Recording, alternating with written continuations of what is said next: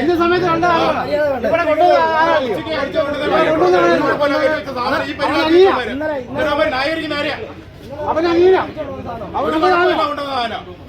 ഈ ബോഡി ഇത്രയും കൊണ്ട്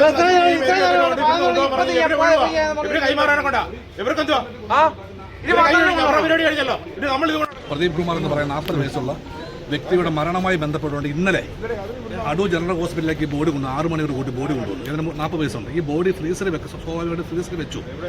ഇന്ന് പുലർച്ചെ ഇന്നലെ ഏകദേശം ഒരു 8 മണിയോട് 8:30 കൂടി ബന്ധുക്കൾ വന്ന് ബോഡി എടുക്കാൻ വേണ്ടി വന്നതാണ്.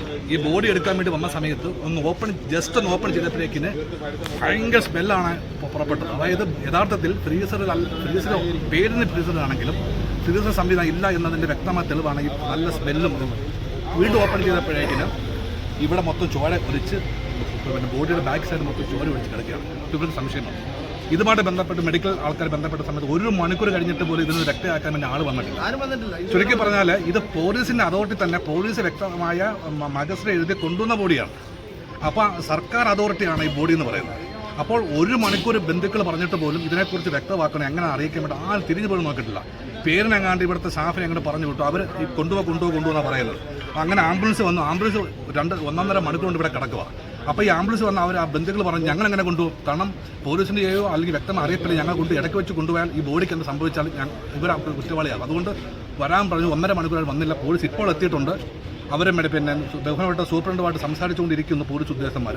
പക്ഷേ ഇതിനൊന്നും വ്യക്തതയില്ല. ഇവർ പറയുന്ന പോസ്റ്റ്മോർട്ടം ചെയ്യാം, പക്ഷേ പത്തനംതിട്ട കൊണ്ടുപോകണമെന്നാണ് പറയുന്നത്. പക്ഷേ ഈ ബോഡി ഈ പഴുത്ത് പിന്നെ ജീർണിച്ച അവസ്ഥയിലിരിക്കുന്ന ഈ ബോഡി അത്രയും ഏതാണ്ട് 1 മണിക്കൂറോളം എങ്ങനെ പത്തനംതിട്ട പോകേണ്ടതാണ് ബുദ്ധിമുട്ട്. ഇന്നലെ വൈകിട്ട് മുതൽ 6 മണി ഇത്ര മണിക്കൂറുള്ള ബുദ്ധിമുട്ട്. അപ്പോൾ ഇത്രയും മണിക്കൂർ കൊണ്ട് ഈ ബോഡിയുടെ ശാരീരികമായിട്ടുള്ള പിന്നെ മെഡിക്കൽ അവർ വ്യക്തമാക്കുന്നില്ല. ഇത്രയും മണിക്കൂർ കൊണ്ട് ഈ ബോഡി കൊണ്ടുപോകുമ്പോൾ ഉണ്ടാകുന്ന ബുദ്ധിമുട്ട് സാധാരണപ്പെട്ട ആൾക്കാർക്ക് അറിയുന്നില്ല. ഇവരത് വ്യക്തമാക്കണം. ഈ മെഡിക്കൽ വിങ് അല്ലെങ്കിൽ ആരാണോ ഇതിൻ്റെ അതോറിറ്റി അവർ വ്യക്തമാക്കണം. ഇത്ര മണിക്കൂർ കൊണ്ട് ഇന്നലെ വൈകിട്ട് മുതലുള്ള ബോഡി വീണ്ടും ജീർണിച്ച അവസ്ഥ ഇരിക്കുമ്പോൾ 1 മണിക്കൂർ കൊണ്ട് പത്തനംതിട്ട കൊണ്ടുപോകുന്ന ബുദ്ധിമുട്ടും ഇവരുടെ മാനസിക നില സ്വന്തം ജ്യേഷ്ഠനെ അല്ലെങ്കിൽ ബന്ധുക്കൾ അവർ നിൽക്കുക. അവരിപ്പോഴും ആ മാനസിക നിലപാട് പോലും മാറിയിട്ടില്ല.